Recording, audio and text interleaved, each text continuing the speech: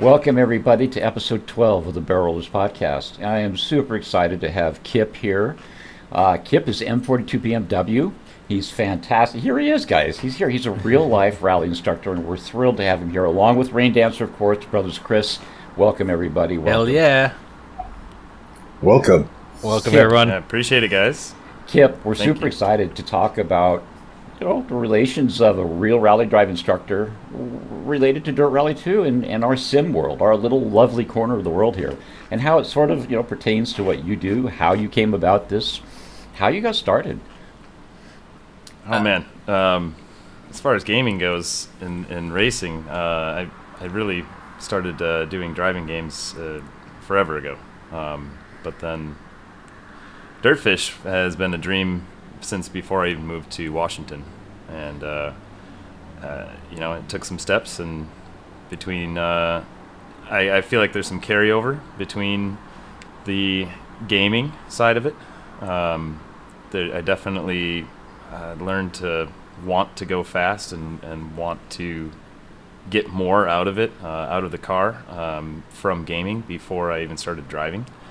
So then once we got into the real car and actually had the ability to go fast and go faster and learn how to do those things differently, it was just a snowball effect. I couldn't stop doing either one.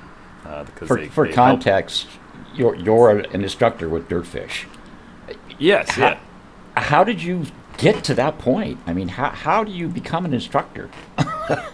Well, that was a little bit lucky in the sense that when I first moved out here to Washington, I knew of Dirtfish, and I thought, what a great place to find out more about what's happening in the rally scene on the West Coast versus the little bit of what we had in the Midwest. And I happened to run into the GM at the time, and hey, I'm a racer. I'm schooled as a mechanic. Hey, we're hiring for instructors and mechanics. Are you interested in any of those? And I'm like, are you kidding? Like, I just show up here and I potentially have an opportunity to get a job. Like, my mind was blown. So we pursued the instruction side of it. And we had a couple interviews, and then an in-car interview, which was basically a half-day class for free to see if there were some driving skills available. And everything went really, really well. But then, come full circle, they didn't actually have any open instructing spots. Oh. It was kind of just one of those, like, everything was looking really good, and then such and such happened, or this didn't happen, and we can't hire you at this time, but we like you. So I waited for a couple months in hopes of something happening there, and Nate, the lead instructor, who's still the my current boss, basically, is he's just like, we can't do it right now. It's just the way it's going to be. Fingers crossed something changes in the future. So I was like, great, there it goes. That was my shot, and that was my one big chance to get in and do like the dream job of driving rally cars and teaching people to drive rally cars. And so I took a job doing IT work, just entry level, swapping out desks for people and moving computers and things. Did you turn it off and turn it back on again? Okay, cool. If that didn't work, I'll pass you on to the guy that can help you more than that. But it was a 9-to-5 office job, and I grew up in the country. I'm an outdoorsy guy. I'm not very interested in sitting in the office, and so that environment really started to wear. And it was about like a year and a half or 2 years after the initial Dirtfish interview, through my Facebook feed of all places, hey, Dirtfish is hiring for a course crew. And I'm like, you know what? If I can make ends meet, right? It's going to be a big pay deficit, stepping in from IT to picking up cones and managing the course, and that, especially even at that, the entry level of picking up things on the course. But like I said, I was about at the end of my wits with the 9-to-5 office, Monday through Friday type thing, and so I said, screw it, let's go for it, let's give it a shot. So I emailed Nate. I said, hey, I don't know if you remember me or not, but we're looking at becoming an instructor, and I see you guys are hiring. Is there any chance that that's something that would be possible? And he said, hey, go through the main channel for that, which is just applying online or whatever it was. And he says, I'll slip in an email to let them know that you've got some history with us. And so we came in, had an interview, went super well. I met the course crew guys, and that was super fun. And I figured, you know what, screw it, we'll make the pay work. It was definitely tight. I had changed my budget around a little bit, and on top of that, I was commuting 2 hours there and back. Wow. So it's 2 hours either way. Wow. Hour and a half on a good day, but more often than not, there was traffic. So it was a 2 hour commute, worked 10 hours in the course department, picking up cones, taking care of the course, 2 hour commute back home. And I did that for a year and a half. Before it might have been a year, closer to a year, before I found an apartment closer to Snoqualmie. And this whole time, Nate, the lead instructor, and I are, communicating and talking about what the future goals are, and he's like, we still kind of want you in as instructor. By that time, there had been instructors who had come and gone, so there was opportunities in the time that I had not been there. Mm-hmm. So it came, full back circle again. Now we're waiting for a new opportunity. And if you can stick it out and kind of prove to be a reliable employee, he's like, that really ups your chances when that time comes. So, I stuck it out. If I had a rough day, we showed up and there was rally cars. Like immediately Rain smiles, right? Exactly, right? You're like, oh man, rough day. That 2 hour commute. Oh, it was hell. But all right. Yep. I Push guess the this pedal. isn't going to be such a bad day, And that was what got me through. And then always having that end goal of becoming an instructor. And long story short, finally the time came. We had a couple instructors move on to new opportunities, and Nate's like, all right, let's get you in car and see how it goes. And learn the lingo, learn to drive and talk, which was much harder than you'd actually expect, especially when you're trying to talk about things that don't necessarily come from your natural driving style, right? I come from a rear-wheel drive background, a lot of counter steer, a lot of more interesting driving technique. But the all-wheel drive, it's like, put the wheel straight and drive straight. Whereas my instinct goes, no, let's counter steer because we need to save the rear before it takes off. So learning to adapt and go back and forth, and the picking up student tendencies. There's so many. That's got to be a big component right there. The students, the characters that you're training. Exactly, and being able to read those students and pick up on those inputs. And we would, when I was training, we'd have some of the senior instructors do what they call bad student, and they would try and do techniques that would be what a bad student would do. That's kind of hard to catch. Like maybe they're, instead of a lift, turn, brake, they're just brake turning like at the same time, and it's just washing out a little bit. It's still working, but it's washing out more than it would if they had the timing right. And it's like, are you kidding? Like, how do you pick that up? How do you tell the difference on a minute, it's a split second difference, and the way the car reacts is basically similar, but it's not as good as it could be. And how do you read that and catch it and get ahead of the student and prove to them that if they change that timing by just a little bit, it's going to be that much better, and get them to that next level where they can take the car that much faster because they get the timing right, and they can get the direction change in the time that they need. So that was just a very opening experience, and trying to learn that side of it was probably the biggest challenge. And then driving was amazing. I learned more. I was already a successful driver, coming from mostly ice racing. Gosh, talk about, let's just go on story mode. Back in Minnesota and Wisconsin, I did mostly ice racing on frozen lakes in a rear-wheel drive BMW on snow tires, non-studded at that. Awesome. So very low traction scenarios. And I also did 2 seasons of all-wheel drive, also rubber, no studs. And that was in a Volkswagen Quantum Synchro wagon. If you guys have ever heard of that. No. So it's basically an Audi drivetrain, Audi VW collabed inline 5-cylinder, 2 2.2 liter, made 100 horsepower. It was the single overhead cam, so it was the not fast version of their 5-cylinder. But man, when you cut off the exhaust, it sounded like it was going 100 miles an hour down the road, even though it was doing all of 40. But that was my all-wheel drive ice racer, and we actually had two undefeated seasons in that, racing against things like WRXs and Evos and Holy the likes. So all of their 300 horsepower. But how do you get nothing. that? Yeah, Was 300 nothing. horsepower. That's at the crank. What's actually hitting the ground? Well, on the ice, Not getting wasted. right? on the Technique. ice, it's 80 horsepower, and I had 100, Yes, so exactly. we're using all the power all the time, you know? Exactly. And so it kind of balanced out the scales. I had a very lightweight car that used all of the power that it had. Hell They yeah. had to absolutely feather the throttle or just waste it and spin the tires. And on ice, you spin the tires, you don't go anywhere. You know? And so it was a really fun experience. But that was my background coming into the Dirtfish side of things. So adapting some of those skill sets to gravel and tarmac, still in a rally type scenario, was another challenge.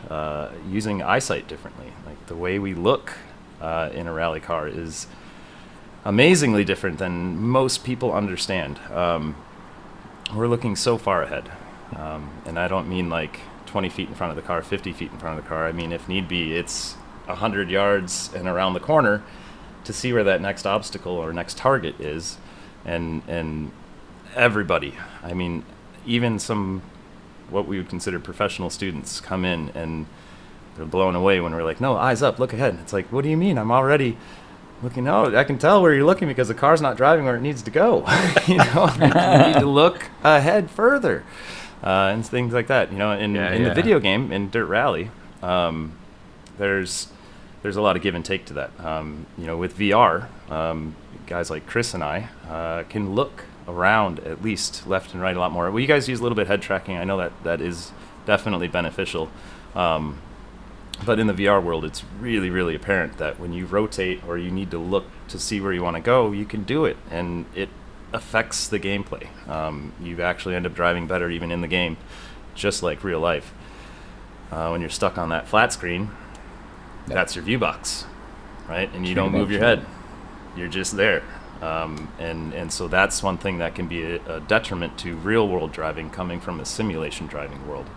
A lot of those guys will have some pretty good drivers come in from simulator driving, but they never turn their head. And then they get trapped in this world that's right in front of the car, and then they're limiting themselves, and they can't get past that because all of their muscle memory and experience says, no, it's right, whatever's in front of you is what we're doing, you know?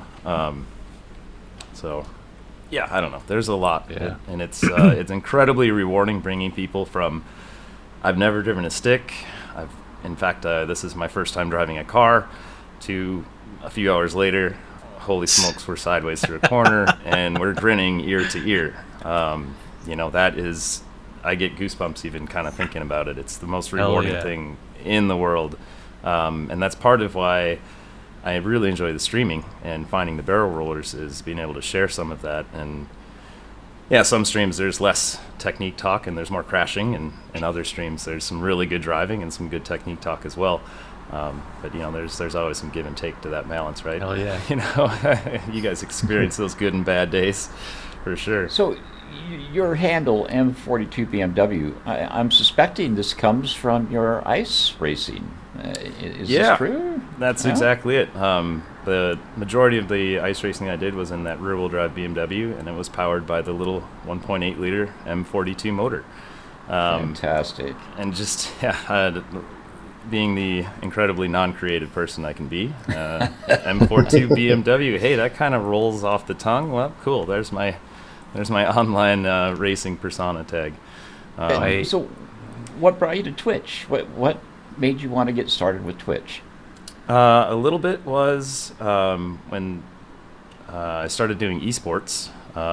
They wanted recordings. In case you made top 5 or whatever, they could go back and make sure that you weren't cutting where you weren't supposed to cut, or whatever type of cheat issues that they could watch in a video.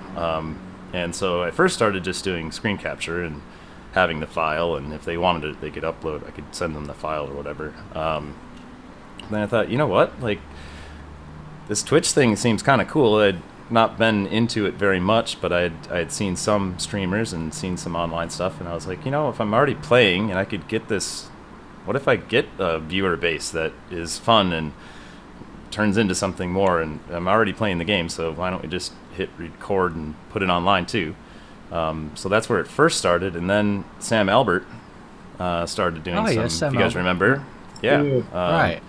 He started doing some of the streaming and found Casual Kev and the barrel rollers, and we were sitting in lunch one day and talking about it, and he's like, dude, you should come and check out Kev's stream. Like, you'd be blown away at what these guys are doing and how cool these rigs are. Cool. And so I come in and see Kev's stream, and I'm like, this dude's pretty cool. And he's got some neat stuff going on with the buttons and the noises and the flashy booms, and I don't know. It was just, I really enjoyed his stream, right? You know, the driving was mediocre, but that didn't really matter. It was really entertaining. And then that led to, you know, checking out Rain stream and BrothersChris and, of course, Wolve and the rest of the gang. And it was...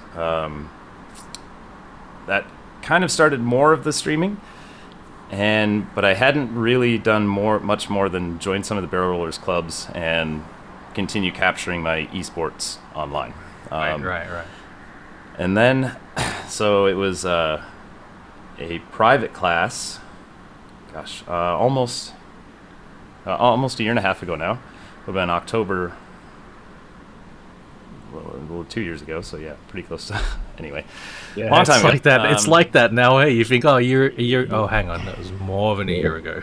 Yeah, Whoa. because of the COVID COVID Yeah. lapse, right? Yeah. But either way, Game Attack, they're Right. a Twitch team. Yes. They came out for a private class to Dirtfish, and I was lucky enough to be the instructor Aha. for that private class. Oh, fantastic. And so after experiencing that, they live streamed that class. So we actually had cameras in the car. They Damn. had cell phone stuff going for the live stream.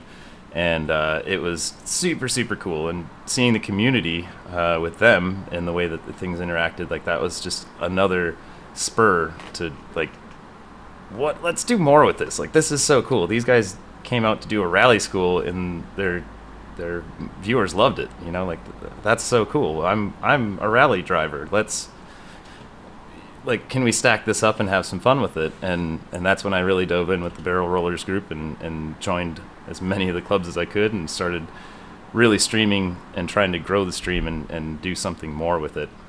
Awesome. And yeah, I mean, you guys were the inspiration, absolutely. And then Game Attack was kind of the spark that really got the flame going. Seeing the like I said, the community that they had, and then the success that they were also having was like, okay, there's got to be something more to this, and why not just see what happens and have fun with it? And that's all we do, is have fun with it. You know, some days we get a little bit Fantastic. competitive, but it's mostly just here to have a good time and maybe share some skills with you guys, and maybe just watching you get to learn a little bit and see, you know, how things can be different. I sometimes mention Chris and how crazy fast he is, and how he's got a little bit of an advantage with his clicker buttons and two pedal setup, you know, more than the proper H pattern. But that doesn't take, it's not me trying to take anything away from Chris, because he's amazingly fast, and I don't think I could be as consistently fast as he is, even if I use my clicker buttons and two pedal setup. So, you know, it's there's so much give and take. Like Mike D was talking about it. I watched his stream. Excuse me. I watched his stream just recently, and he's also an esports setup. And he set like 2 world records the time I was watching him, and it's on stock tuning. You know, like, holy smokes, you guys, you know, and you know, yeah, I would have a hard time doing that with the H pattern and the car that he did it, but you're still setting world records, man. That's amazing. Like, you're fast. You're stupid fast. It's amazing. Sorry, go. Oh, no, go ahead. I was just going to say, like, it's amazing that at once there's so much transferability between the two, but at the same time there are things that are super distinctive about the esports sim versus real life that just make them worlds apart at the same time. It is a fascinating thing. Yeah. I do feel some people don't understand that the gap is so huge. It's just crazy. Like I'm on a 360 rotation, and when I watch someone like Joe Valla, he's on, and you as well, Kip, they're on a 900. I'm going, I would just it'd take me at least a year just to get used to that, from being muscle memory on 360. I have actually bought a fantastic H pattern and a sequential shifter, so it is on my list of goals to get down to full 900 rotation or 1060 rotation, but it's going to be a really safe stage by stage. There's no way I'm just going to go full Monty. So, but I am getting my new rig in a couple of months, 3 months. So once that's on, I've got my H pattern. I will be moving to 540, I think. Ooh, that is actually really exciting, Chris. That's super exciting. And no, actually, like Joe Valla he takes it to the extreme in that opposite direction, like always running 1080 or whatever it is that he runs, and he still does as well as he does with the speed that he is able to maintain, particularly on tarmac. Joe Valla with his tarmac skills and or drifting skills. But no, what I always think about is seeing some of you guys running those esport times and going, I wonder how would they do in a real car. How long would it take to translate? Would they be able to translate? Would these speeds be transferable to a real car?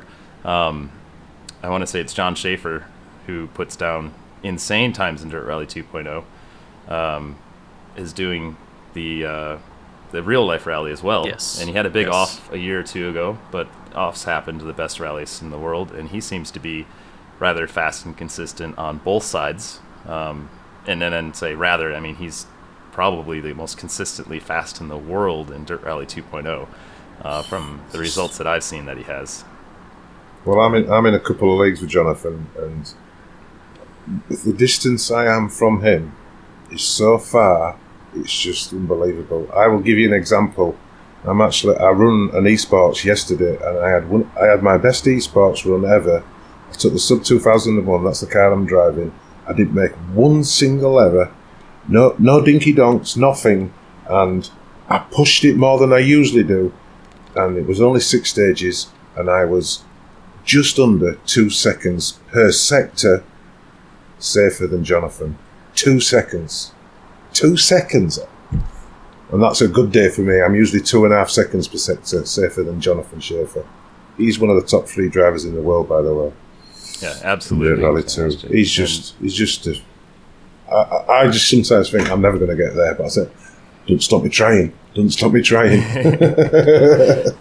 Kip, you're using a Logitech for your wheel, correct? Yes, currently still. I do have Chesmosis old T300 in weight, but my desk setup is very minimal right now, and it just can't handle the slight. It's only a little bit bigger than everything, but then I don't have any room for my keyboard or mouse or the handbrake or anything else. Oh, man. So you need a rig, Sid. You need a rig. Yeah, that's it. That's we're upgrading to a rig, hopefully in the next month or two, and that'll get the T300 in service, and then I'll have a pretty nice wheel to match up with the Thrustmaster TLCMs. Which, if you guys and everyone, if you're not using load cell, get load cell anything. It's significantly better than what you're using if you're not already on a load cell. And I'm on a kind of entry-level load cell, and it's still mind-boggling better than what the. So it's the biggest game. It's the biggest game changer. It's the biggest game changer in my proper pedals. I think so. And that's a great example of that is I mentioned Mike D and how fast he is. He's got nice pedals and a nice shifter, and he's still using a G27. And he's putting down world record times. So it's not so much the wheel as it is the pedals and the driver and what they can do. I found that out the hard way. I did the old 2-pedal set, the RS with the T300, and I thought that was great. Didn't think there was any utility in getting load cell pedals. But boy, was I woken up when I got mine. What a difference! Huge. Best Rally Team also just got a set, and he said it's the best thing he's done for his rig setup as well. The braking feel, the ability to have a difference between what max brake feels like on your pressure applied versus mid brake. The chintzy brakes, it's it's almost the steady pressure all the way through the slow, and then you're like, oh, I'm floored it. I've hit the bottom of that pedal. I'm probably locked up and haven't even realized it yet. But being able to modulate that mid range is massive. The mind-boggling thing about it is as you get faster, you don't use your brake as much. That's the crazy thing about it.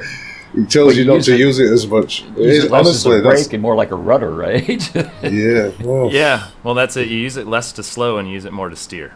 Yeah. Right.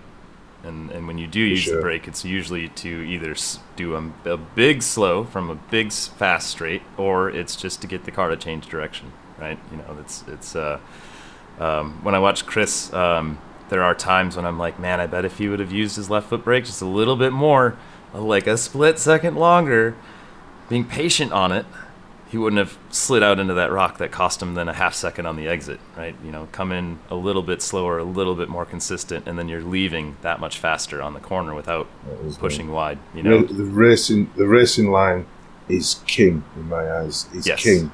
Yep. What was it? What was, you said king. Brake sooner than you think you need to, and brake more than you think you need to. I think more often than not, especially when you're up and coming, trying to figure out how to not just crash all the time, and how to be consistently faster. And then there is a point when it's, well, now how do I brake less to go faster, right? But that's way up there. I have to clip what Kip just said and have a button on my stream when somebody says, you know, flat out stop braking. I want to hit that button and say, listen to Kip. Yeah. Yep. You know, and obviously as I'm trying to drive as fast as possible now, where I used to, as Kip was mentioning, I used to just tap the brake to move the weight. I now use my accelerator and move the weight now instead of the brake. Maybe change down a gear and then put my accelerator to move the weight. So I'm obviously using my brake less. I am just going through a 2-3 month period of just thinking about that. I usually have a main thinking sort of project when I'm driving, and at the moment it is definitely that, using my brake less and trying to use the accelerator to move the weight instead of the brake. Yeah, and that's actually where one of those instances when you ended up pushing wide, it's because you were trying to use the accelerator rather than the brake, right? Because more often than not, if you don't get the accelerator right, you're pushing wide. Right, and wide is scary. Fine lines. Wide Fine is bad. lines. Yeah, exactly. Right. And in an esports and in a game setting, you can memorize the stages well enough to get away with that consistently, right? But if you were taking that stage for even like the 5th time overall, do you think you could even remotely? I'll be braking. Every single time. I'll be braking. Every 100%, time. I'll be braking. Yeah. But if you're using that brake, you can get through that stage and be marginally slower than when you get that amazing run. It's also when you get to that sort of speed as well, Kip, it's making the right decision, because using the accelerator on that bend was probably the right decision, but then braking could have been the right decision. It's finding that right decision and then getting them fine line and that little nuances that just pushes you to that little extra bit, because you've got everything right. You didn't just make the wrong decision on that. It's also decision making nearly every corner. Getting it right. Which do we want to go? Do we want to go with faster, more throttle? Is more throttle going to rotate the car the way we want it to? Can we feel that enough in the game to know if that's actually going to work? Right. That's something that I love in the real world is we have Gforce. You can feel the car working so much more. And I realize, Wolve and Rain, you've got the motion sim, then that does. I imagine I've the only motion rig things I've done has been like back in the day at the fair type thing when they had the video screen up in front of you, and then it would, you're plummeting down the falls. You can feel it, and whoa, this is pretty wild. And I'm sure that would help give more of the feeling that we get in VR. Like Chris and I get some of that feeling because the VR reacts and shows the road tendencies and shows the way the car is moving, I think, better than the flat screen does. But at the same time, in real life, you've got Gforce. Gforce is amazing. Absolutely. In letting you know what's happening with the car and whether or not you are getting the rotation you want, or getting the direction change, the grip, the whatever you're looking for out of the car. Gforce lets you know so much better than what anything 100%. in simulation world can show you, and that's one of the things that I think I struggle with translating is you know, I'm thinking this should work, can't feel it working, Can't feel it. man, I hope it's gonna keep, you know, I hope I'm doing it right, you know, and that's Well, I think that's your problem when it comes to sim racing. You think too much, Kip. That's your problem, 100%. yeah, But it's just in your nature and what you do. It's in your muscle memory. You have to think it's your job, mate. So yep, that's a big you part just of got it. unfortunately. Absolutely. So, and Quick comment on the whole feeling that sense of motion in a sim. I just got VR recently, and so I've had the motion for 2 years now.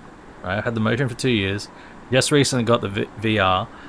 I feel like I can feel movement more from VR than the motion.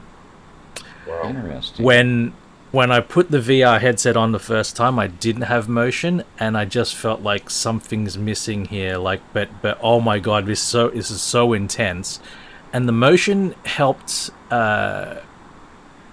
rationalize the feeling that I was getting through VR. But the VR was the most intense thing, because you have a slightly less range of motion with the motion. You're not getting like 1-to-1 Gforce, right? In the motion, that's impossible to recreate without something that can inflict that much G-force on you, no matter which direction you're going. But the VR tricks your brain into thinking you're getting that 1-to-1. So yeah, VR was more intense for me than having motion, but the motion helped make it feel a bit more natural. I could Like see that. it's like I'm not getting that full, you know, G-force that I was expecting to, but I'm getting something, and it helped make that more natural. But I'm still acclimatizing to VR. It's intense. I'm slowly trying it more and more, but Quick but still, question: Do you guys get eye fatigue from the VR? I do, absolutely. I Yeah? definitely do. I think if you've got really, really high refresh rate, and you've got the proper spacing and the goggles fit your head perfectly, and or whatever other factor there may be, I think you get less eye fatigue, but I definitely feel the VR strain. I can play, like I just did a stream a few days ago with Need for Speed Heat for like 4 hours, and I was like, oh, it's been 4 hours. All right. So, you know, 2 hours into a VR stream, I'm like, I can push for another half hour maybe. But that's going to be the end of it. My driving declines rapidly as that happens. Right.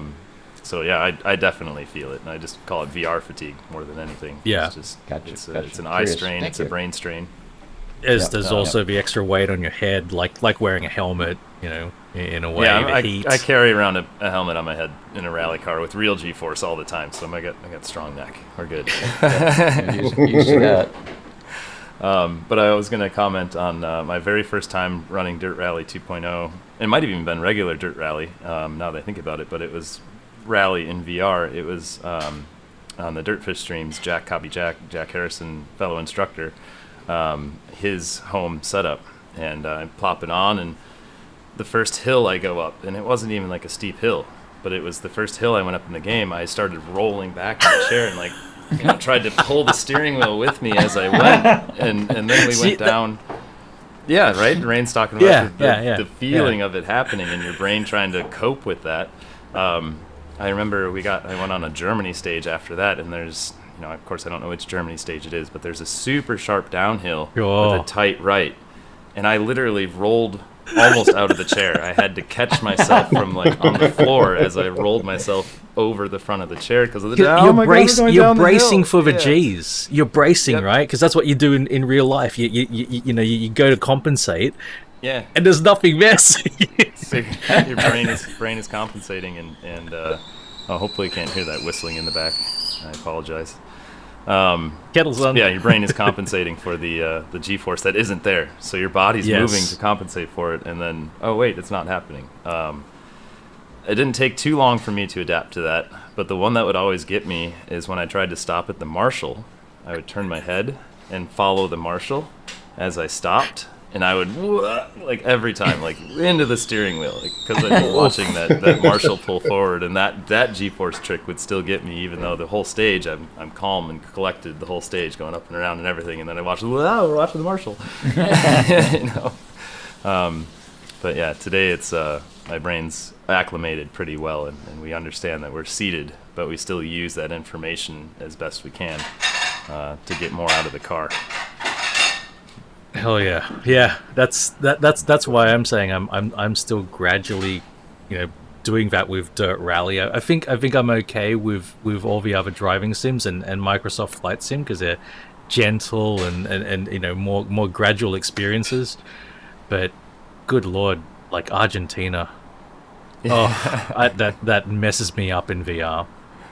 And then if you get the bouncing effect too, which can mess with you at first too, because your brain's thinking that you're not bouncing, and you start getting the head bob with it or something along those lines. The glasses, the goggles start bouncing on your face because your head's trying to compensate for the whole thing, and it's like, dude, just sit still. Just sit still. You do. It's a trait you have to have. Even I move all over the place, but I think I tend to move with the motion of the car. Swing from left to right. Oh, a great example of moving with the motion that's not actually there is watching Joe Valla. He's riding the car, and it's just, Joe, you got a stationary seat, buddy. No, we're drifting. We've got a big slide going. And I love it. I absolutely love it. And throw him a subscription and make him dance while he's doing it. Yeah, right. Yeah, exactly. But I feel like he plays that plays a part in his drive. Is he's kind of making his own G-forces, if you will. That's his body's able to react differently because of it and make him a better driver. Potentially, who knows? And there's a lot of different factors that play into what works and what doesn't however work. the person's brain works, absolutely. Yeah. No. We get students in the school that we have to adapt. Like, okay, so the standard saying of lift, turn, brake for just a mid-speed entry corner, like our most basic corner entry. Some people just, it doesn't click. Why is that working? Or how is that? What's happening? And it's like, well, you've got to rephrase it. It's like, plant the nose, make the rear light. Right now, if the rear's light, what's going to happen? Oh, it's less traction. Yes, that's exactly it. Make the nose have more traction so the rear can have less, and now we are rotating the car differently and able to manipulate where that grip is, and then it's not just lift, turn, brake, it's plant the nose, rotate the car. And then we use that phrase with that particular student because lift, turn, brake it was too simple or something, it didn't have a reason to work, so they couldn't use it. They need to have a reason. You do refreshers for pro drivers, right, at Dirtfish? Absolutely, yeah. And in all classes of racing. We get GT3 guys, GT2 guys coming in for cross-training.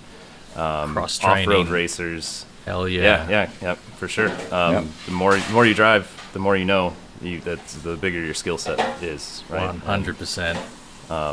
So we'll get like desert racers coming in with, they're used to big, massive suspension travel and just taking whoops at 100 miles an hour. And just trying to keep the truck alive. Well, now there's a completely new driving style that they have to adapt to, and they're a beginner again. And some of them hate it, and some of them love it.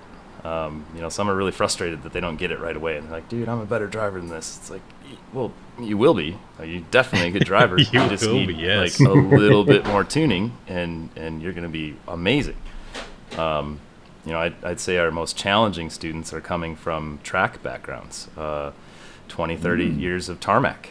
Right. You've got a very specific tarmac line, and there's a very specific way you do braking and move your wheel, and everything in tarmac is about consistent precision, always doing the same thing over unless it's raining or something has changed the track. But if you hit the exact same line every single time and just go a little bit faster every time, that's perfect in the track world. In the rally world, we brake mid-corner. The track is never the same. Every single time we see a corner, it's going to be different, whether we're approaching it at a different speed because we left the last corner better, or the guys in front of us have moved the material since the last time we saw it. And now the material's more on the outside than it was on the inside. And we have to adapt to that and change our idea and change our line because of that.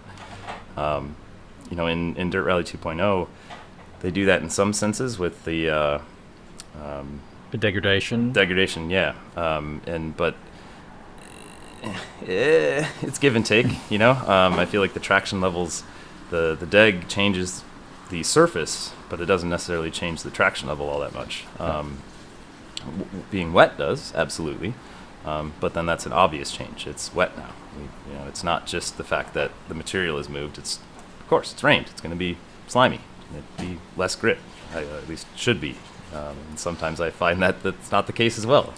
And then there's times when light rain actually increases grip.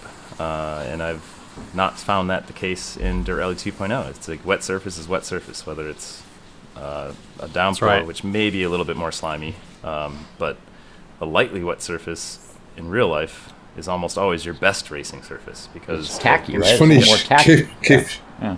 It's funny you should mention that because I actually did the race department esports a few days ago at RDC RC2, and it was in, I can't remember who it was, but Scotland it was, and 9 of the tracks were wet. And I even said to myself after I finished that, you know what? I had so much grip on that, it was unbelievable. I thought it had more grip than normal. Yeah, It's funny you should say that. Oh, it's I honestly said that to myself because I was in the Lancia, and you know what that car's like. It's very, very dangerous. absolutely. It can be very dangerous at high speed, especially in Scotland. And I didn't hardly make any mistakes, and the grip just felt great all the way. And the last loop was 75 kilometres. So, Kip, but I've got to ask you, Kip, if you can tell us, who was your most memorable student? Well, actually, I mean that's actually pretty easy. It's the Game Attack guys when they came out. Fantastic. That live stream was too cool. And Sean Boland was a really fun student. But as far as like famous guys and things like that, or even remotely high level racing, I actually don't even have a proper name on that because there's been quite a few really cool people. The Black Rifle team came through, Black Rifle Coffee. They were an incredible group, if you've heard of that. They're a bunch of veterans who started up a coffee company, and it's a very popular brand here in the U.S. They were a really cool group of guys. Street Bike Tommy. You guys, have you ever heard of Street Bike Tommy? He's part of the Nitro Circus crew. And Travis Pastrana's group. All right. He's an amazing character. He got his nickname from taking a street bike into Travis's foam pit and trying to do a backflip on a street bike and having it go wrong. So he became Street Bike Tommy. Ouch. Because that's why you don't try and do crazy off-road bike trips on a street bike. But super cool dude, super cool guy. Fascinating.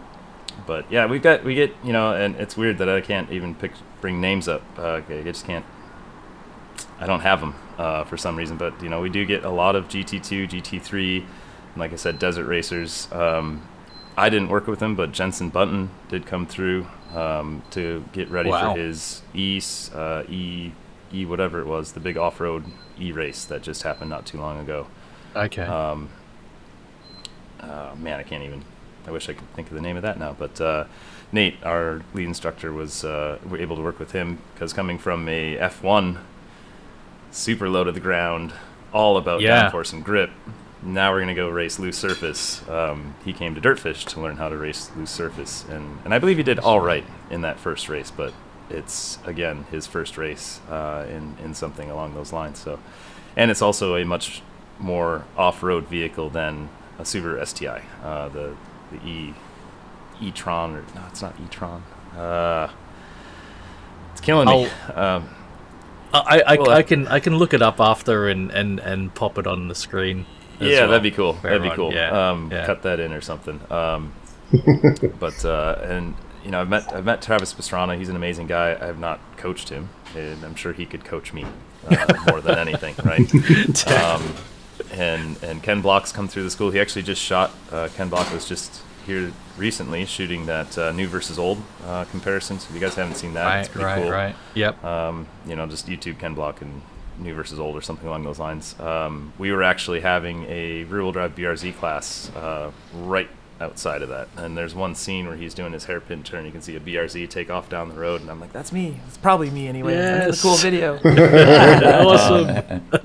Actually, now that I've thought of that, Engineering Explained, Jason from Engineering Explained, which is a big time YouTube channel. He came out, and I got to work with him, and I'm in a couple of his videos that he's put out, because I was Awesome.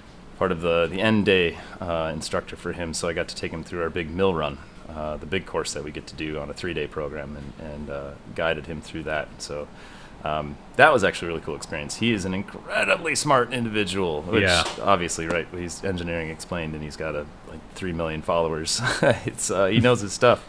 But he's a super big nerd in cars. He's a big car nerd, which is fantastic. And he ended up developing himself a pretty okay drive style for the few days that we got to work with him. So I guess that's a memorable one that it just took a minute to cycle through. That was a really cool experience working with Jason. That's brilliant, man. Yeah, that's one of the channels that I'll go to when I think I know something, then I try to explain it, and then I realize actually I don't know how to. If I don't know how to explain it, then I don't know anything about this. Yep. Engineer Explained. He has some diagrams. He'll get his whiteboard. Yeah, for sure. I think we're at like 45 minutes because we just powered through. Plowed right through it. Yeah, it was. Right through it. But Story I time with think, Kip. Yeah, I think there's more story times that we need to come back around to. So, you mentioned earlier that you were into racing games, driving games at an early point. Let's explore that. Where did it start for you with the driving games or the racing games? Well, I mean, the off-road arcade, Ivan Stewart's Iron Man off-road arcade. Stewart's I don't know if Iron any Man. of you guys remember that. Iron Man Stewart was just a old Baja 500, I think, type racer, and he had an arcade Wow. game, like the old box arcade with the wheel, and you just drive the off-road truck and like. So that was. I have to look probably that up. Yeah, it's a neat one. Cool. That was probably the first outside of maybe.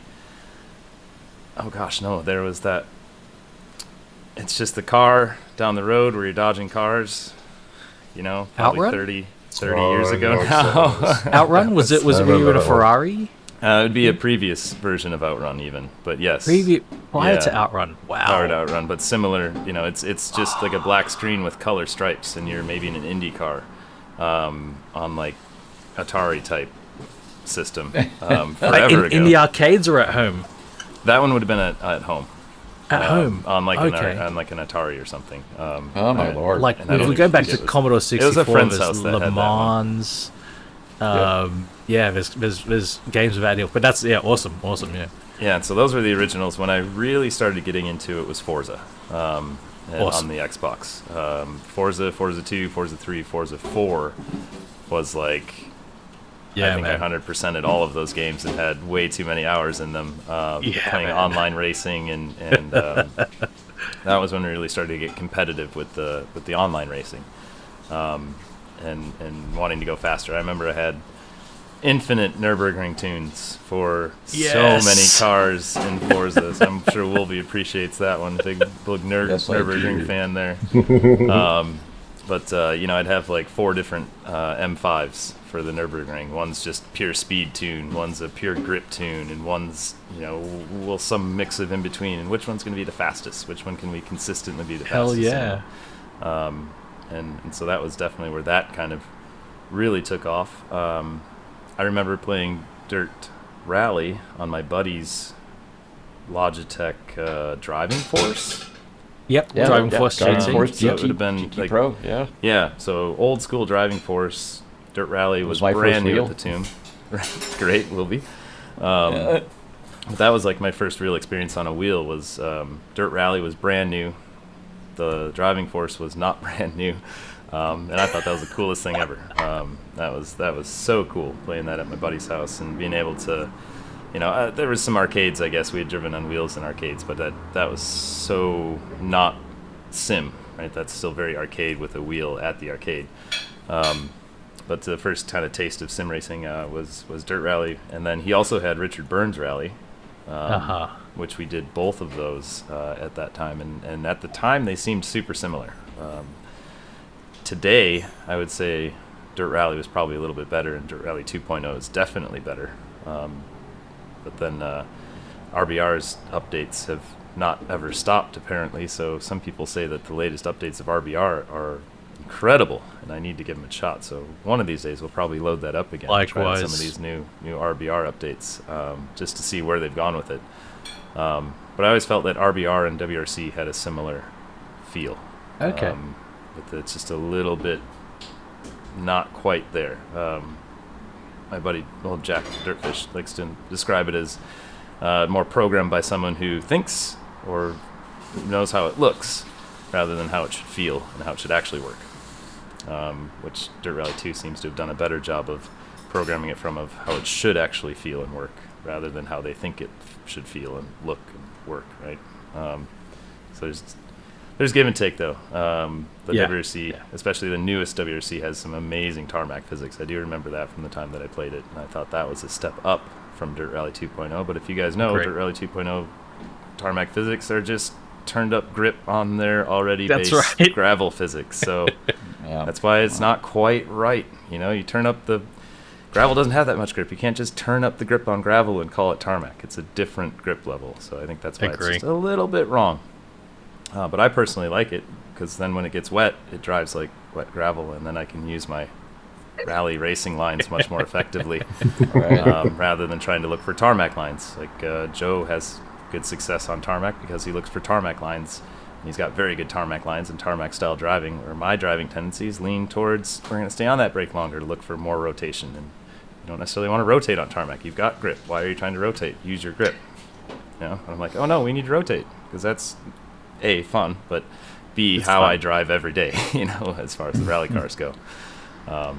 So yeah, it's neat to see and neat to feel the difference. But as a whole, Dirt Rally 2.0 is the best one out there right now.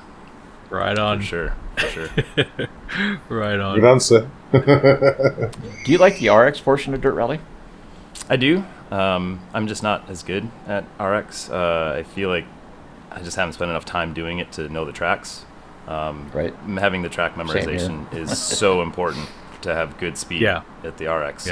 Knowing your braking zones, knowing where you're going, and there's walls everywhere, so just looking ahead doesn't necessarily help, right? Because there's not necessarily a viewpoint that gets you to that next corner, much like there are some stages in real rally that is the same case. But I think it's wonderful. I think it's super fun. I think it's a little bit more prone to throttle effectiveness than it would be in real life, meaning you can just gas everywhere really, really effectively. A lot of wheel spin is okay seeming in the game, whereas that much wheel spin in real life is going to hurt you much more than it does in the game, I think. Right. But yeah, it's awesome. I just don't know the tracks well enough to consider myself good at it or consistent. So we haven't just steered that way that much. I much prefer stage rally. I'm the same, but I guess people who are really good at the circuit have a better chance at being really good at RX because it is that, you know, more that precision, knowing exactly when to do what, and having that rhythm memorized, like bam, bam, bam, bam, bam.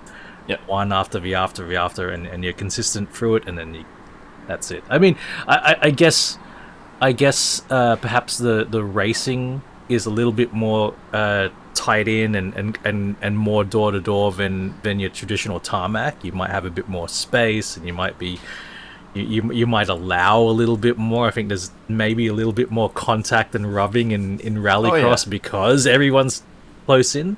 So that I think maybe that leads to like more compromised lines, but at the same time it's still very, very quick. You've got to change, you've got to memorize it. Be on this now, be on that now, be on this now, turn here. That's what it always feels like with rallycross when I'm doing rallycross. It's like if I have to think about what I'm doing, it's probably too late. Absolutely.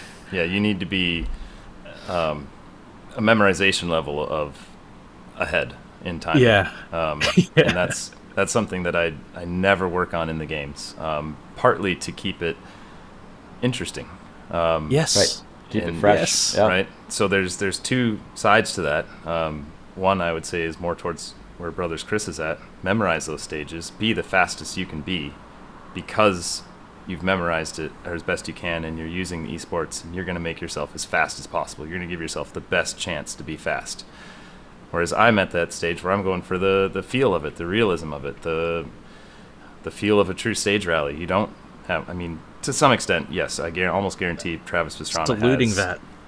you know, he's got Olympus Rally memorized to some extent. He knows what corners are coming, but it's still, you don't win that championship at the level they are without that. But at the same time, everybody up and coming through there is getting to experience stage rally at its finest, where you've driven that stage one or two times, making pace notes, and now you're going to try and send it as fast as you can, having never really driven the road at speed.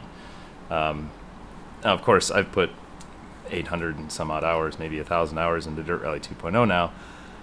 There's some natural memorization that's going to happen there, whether you're trying to memorize or not, right? And then there are points that you are trying to memorize. Like, okay, I know Phil has a really bad note call. I can't change that note. I'm going to try and remember that, right? Whereas in real life, you'd be like, hey, Phil, let's adjust that note. Now we can move forward. And the next time we see that, you know, next year when you come to this rally again, that note's going to be better. Whereas in Dirt Rally 2.0, it's just like, well, remember, Phil doesn't call this, or he calls it 5 seconds too late. And if you listen to him, you're going to die there. Those are the kind of memorization points that I have. I don't show up to a stage start and go, all right, I know exactly where we're going, or at least have a clue. Even I don't, to be honest. That's the beauty of Dirt Rally 2. The game is so immense. Yes, it's huge. Different cars. There's 156 tracks. There's 51 vehicles. Each class or each car has different braking points, different rotate. Everything is crazy. So many variables every time you run a stage. Absolutely. But if you're doing time trials and you're beating the same sector every time, you're obviously going to build a fast time for that. But it's funny, the TT guys who do that, and then they go out and run a full 12-stage rally. Like, not too many of them finish.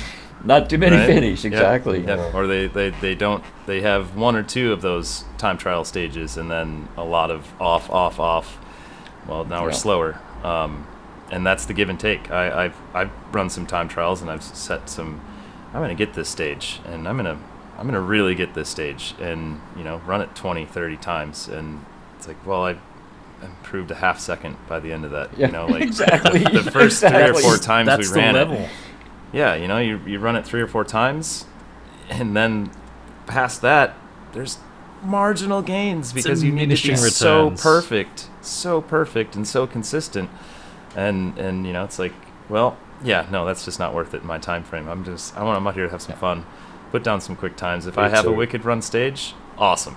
Hell yeah. That's a big win. But otherwise, it's like, I missed Phil's note, or I was listening to Chad a little bit, or my blue daydream, and then the road. Oh yeah. Even in VR, I'll find myself watching the trees instead of the road in the VR set. So you guys can't see where my eyes are besides my googly eyes, right? So those things look all random directions. But I'll literally watch the fire, and it's just my headset's still straight because my mind knows that I need to be looking down the road, but my eyes are like, what's that? Oh shit, the road. Crash. It's just that, and that's all it takes. So when you start pushing at the speeds that a couple of us push, there's no room for that mind wandering. You slow down 10, 20 miles an hour for the average of the stage, you might have that little bit of room to let the mind wander for a second, because you're not at 9/10 or even closer, so that's where I some days regret having as much fun as I do in chat with the speech to text and just welcoming you guys to say hey and bug me, because I know I can put down more consistent times being non-distracted, but I'm probably going to get burnt out a little faster too. Yes. And then why am I doing it? If it's we're losing that fun factor. If we all won every single rally we entered, it would be very entertaining, would it? Well, unless you're that John John Schaefer guy. Then. Yeah. I think that would be I don't pretty think I've seen entertaining him. because he is literally winning everything he enters. I've never seen him beat. Maybe odd one time. I think I've seen him lose some stages, but never a full rally. You know, like, and he loses that one stage by .001 and wins every other stage by 10 seconds. So, yeah, that stuff is mind-boggling. Mongo John is another one. I think he still is pretty popular and fast. I remember watching his YouTube restream of. I just couldn't believe I was racing against him in an esports, and I could not believe his time because I put down what I thought was a stellar run, in my opinion. And I went back and watched his run, and he had 10 seconds on me or something silly, and for what I was considering a really, really good run. And I'm like, how is this even possible? So I go back and watch, and his lines didn't even make sense to me. You know, it was just completely different. And I think it's because he's all trained and all done in the game. You know, and he's just figured out how to manipulate the game to some extent, and figured out those lines. Now, whether or not that's the case for John, does John drive the same as he does in the game to get the times that he gets in the game? Is that his real life drive style? He doesn't really talk about it that much to my knowledge, right? And so I don't know if he's developed two different drive styles that he uses in the game versus what he does in real life. Me personally, I try and use my real life skills. They tend to carry over pretty well into Dirt Rally 2.0, and yes, there's definitely some adaptation and giving and take to that, but for the most part I rely on my weight transfer. I use as much weight transfer as possible. My video feeds froze there for a second. Hopefully everything's okay. You're good. Yeah, it's Okay, fine. cool. But yeah, you know, I rely on that weight transfer technique, and that's why I brake as much as I do. I don't think I need to, Chris, right? I don't think I need to brake as much as I do in the game. And it may hold me back in some areas, right? But Everybody I watch breaks too much. yeah. Well, and you probably freak out watching how much I'm on the brake pedal. I mean, I feel like I'm on it more than most of the people that I watch stream. But on the flip side of that, I'm faster than most of the people I watch stream. Not all of them, but most of them. And I do equate that to using my brake pedal well and using it to change the direction of the car. The thing that I like the most and I get the biggest kick out of is watching a lot of you guys just all over the wheel the whole race. And then I like to think that in my stream, more often than not, you kind of see one of these. Right? It's just, we're a little bit more relaxed on the wheel because I get to use my brake pedal. And that's, you know, and there are times that it gets wild and we're all over the road and we're using Monka steer as Joe Valla would say, or Kirk, right? It's often because we're pushing too hard. We're going too fast and not using enough prudence in braking. So you're overcorrecting, trying to get the car back where it belongs. That initial big input trying to make something happen turns into a big correction, turns into another correction, and now we've slowed ourselves down 4 times coming out of one corner rather than just and then drive out of it, you know. But that's another thing that you don't have. You don't have that Gforce, that feel, and feeling that weight transfer happen is an amazing bonus to the real world scene, and being able to trust that smaller wheel input. And when you can feel that weight transfer happen in real life, you know that rear is now light because you can feel it happen. And so if the rear is light and I just suggest on the front, well, the front's going to grip, start changing that direction. The rear is light, it wants to rotate. So it's just being able to trust that in a game has to be near impossible. And I don't think I would be able to have as calm as a wheel as I do had I not driven in real life the way I do. There are some guys that, like Best Rally Team, I was working with him a little bit ago, and he was kind of going big on the wheel, and I was like, Best, brake just a little bit longer, turn your wheel a little bit less. And he did it for a stage, and he was like, wow. I didn't think that was going to work as well as it did. And the fact that he was able to just do it was incredible, because most people, it's just immediately right back to wherever they were going with their wheel. And they think that they're doing less. And it's like, no, you're still just maxing that thing out, right? Like, do not just a little bit less, but like do way less and see what happens. And that's something that in the real car and in the game can be beneficial, and especially in the real world.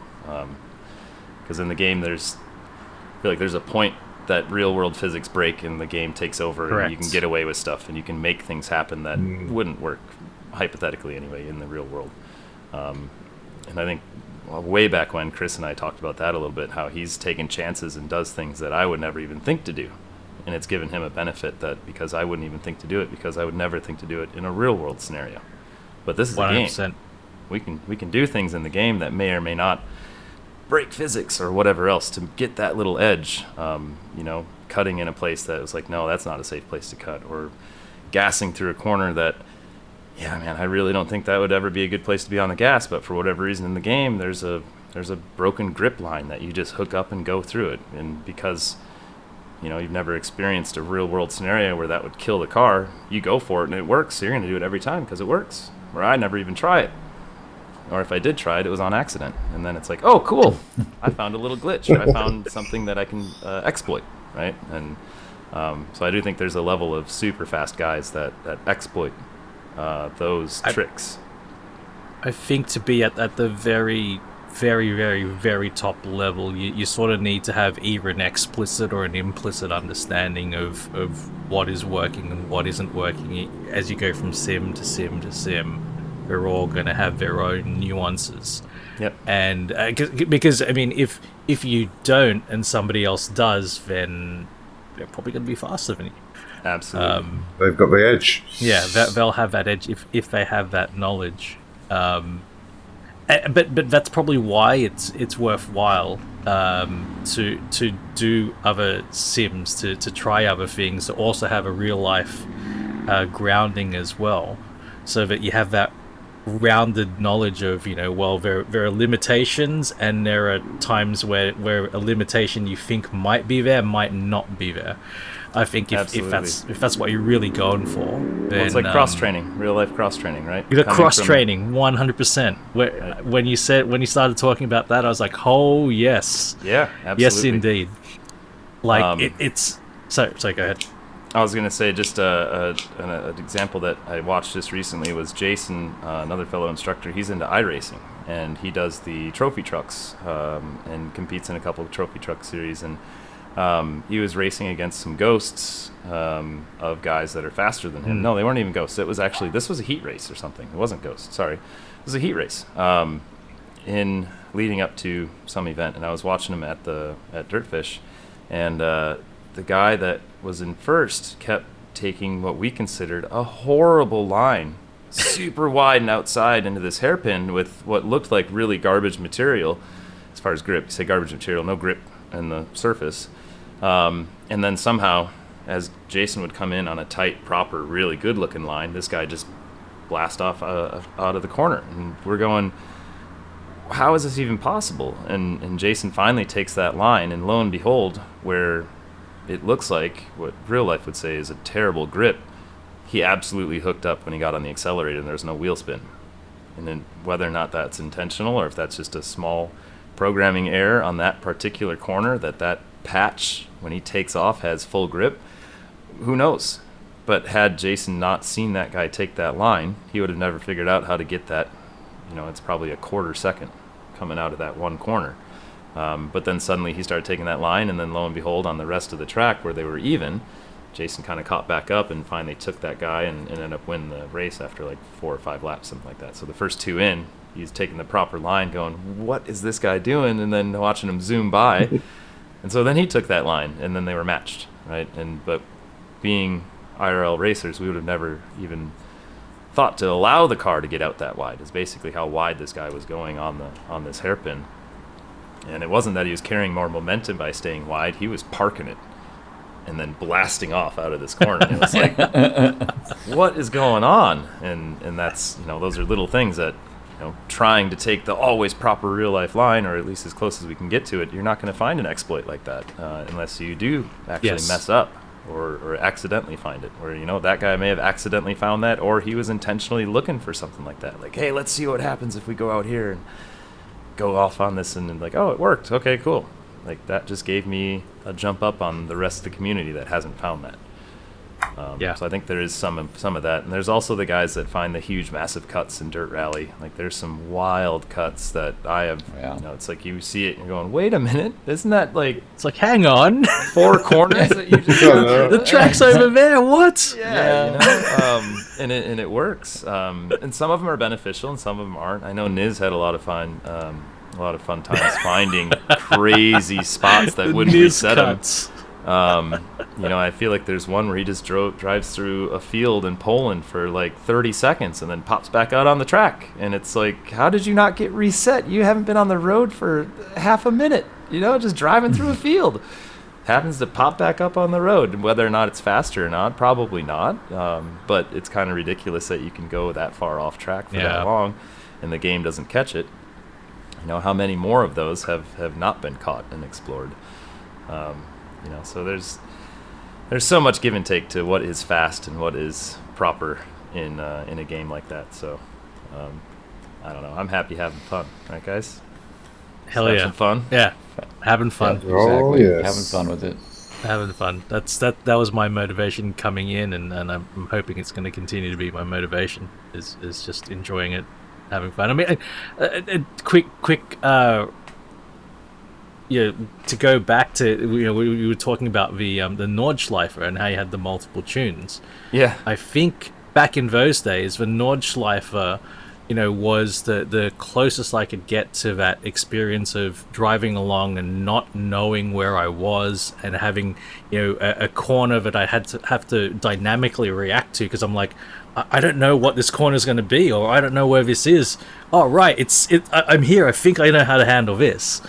And I think that's what brought me sort of to point sort of things, and then eventually the rally is that whole, you know, wanting to keep that whole driving very dynamic, having Absolutely. to, you know, coming up to a corner and going, how am I going to handle this? You know, what's it going to be? You know, to get out of this nicely, and not having that, you know, yes, I know this corner, I brake here and I turn here and I hit the throttle here. Do you think you guys had very similar when you is that why you guys spent so much time on the Nordschleifer, or is it something different for you guys? I'd say yes. I specifically remember when like the first quarter of the track was, I can race that. Now I have to suddenly, where am I going, right? And then it was half the track. I can race half the track now. And then there's that one corner that goes, damn it, now I don't know where I am anymore. And, well, we're going to just navigate our way through, and it's becoming a real race again. It's not just hitting our lines and hitting our marks. We're having to figure out where to go. Yeah. And I don't think, especially today, because it's been a long time since I've really run the Nürburgring of any type of consistency, I don't think I ever had it even close to where I could go flat out through the whole Nürburgring. You know, there was always at least... Namely, towards the end, I feel like there's a couple sections that look very similar, but they drive very different. And I feel like I would get those two crossed up, or I would enter the first one too fast, thinking that you could enter it like the second one, or vice versa. Maybe I'd just enter it super slow, and it was the one that you could go fast through, or whatever else. But it was just, you know, there's 120 something turns. 120 something, yeah. Yeah, you know, over 12 plus miles. That's a lot. That's a lot of turns. I've got it memorized. I've got every single quarter memorized. I don't doubt it. I have hit the point where I can close my eyes and I can imagine the whole track.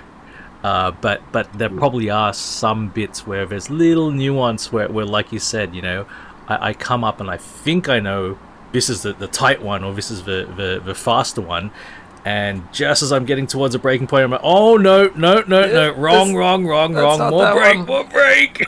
That would be the night stints for me. That's what that would be. Night stints. Absolutely frightening at night. Talk about a Not test know where you're at. The test of the wills is racing because the then, ring at night. Then a lot of your visual cues aren't there anymore. They're gone, because it's like that. Instead of going, all right, you know, because, you know, these trees break here and that, like you don't have that, you know, memorize it, that you normally see these trees, and there's a break, and then there's more trees, and then you're roughly at a breaking point.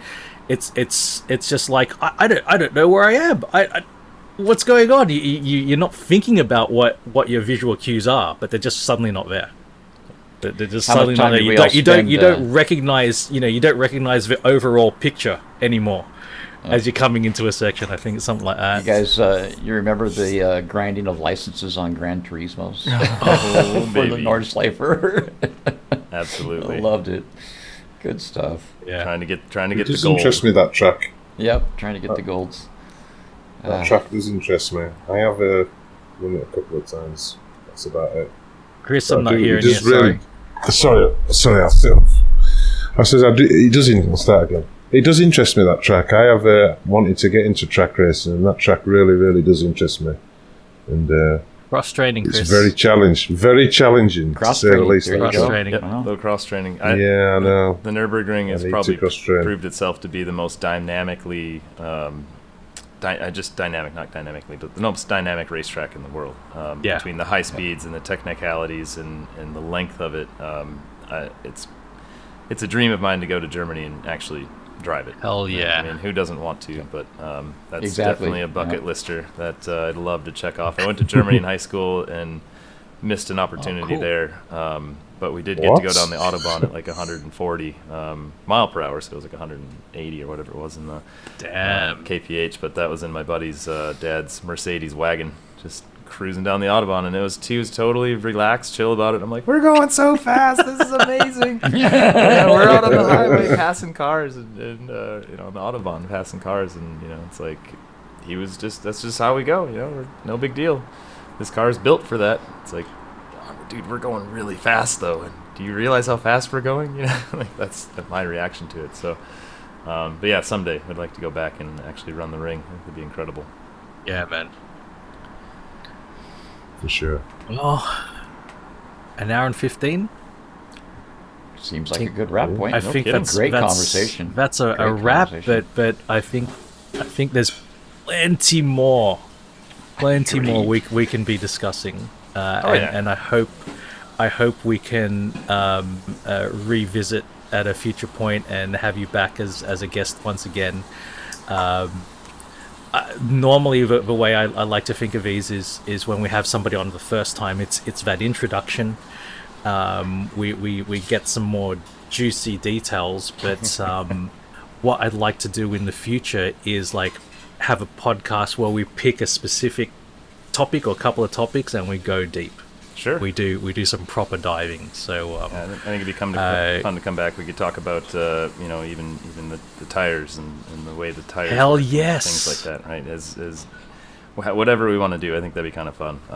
Whether it be on the instruction side of things, the car side of things, then We'd back definitely to love an update once you've got your rig built up a little bit more too. that would actually be a fun one. Is Is a comparison between my spinny chair and a desk, and then having an actual Exactly. like seated rig. That would As actually be your fun. virtual experience continues to grow, it would be fascinating to check back with you on that. Yeah, for sure. I think that'd be super cool. That would actually be a fun comparison, and I'm looking forward to. Honestly, I'm absolutely looking Right. forward to getting a proper setup because I know that my setup is not improving my times, but maybe not hindering as much. But it's definitely not improving my times. Sitting in a spinny chair here, I've got my wheels taped so that I don't roll backwards. That's what I did for push years. on my brake, because that became especially important when I got the load cell pedal. It's like, oh, I have to push on this. Whoa, okay, nope. Yep, I'm gonna do something to solidify my seating position here. I temporarily went back to a spinny chair when my motion rig broke at the start of 2020, I guess it was. Yeah, start of 2020, my motion rig broke. And that meant my seat was at a constant clean. I couldn't use my seat, so I just had to detach it and get a spinny chair and chock up the wheels, and I was back to that. So I have that experience of going back and then forth, and I started getting used to it, but I was very happy to get the solid rig back again. Yeah, I'm sure. Fantastic guest, Kip Tischer, M42 BMW. It Thank you, has guys. been an absolute. It's been a pleasure, a privilege, an honor to have you spend some time with us today. Chris, thank you for staying up late as well. Yeah, Chris, No thanks for problem. being here. To My record. pleasure. Wolvie, thanks for the And- Snoqualmie enjoyed it. Falls. I think Really that's did. pretty cool.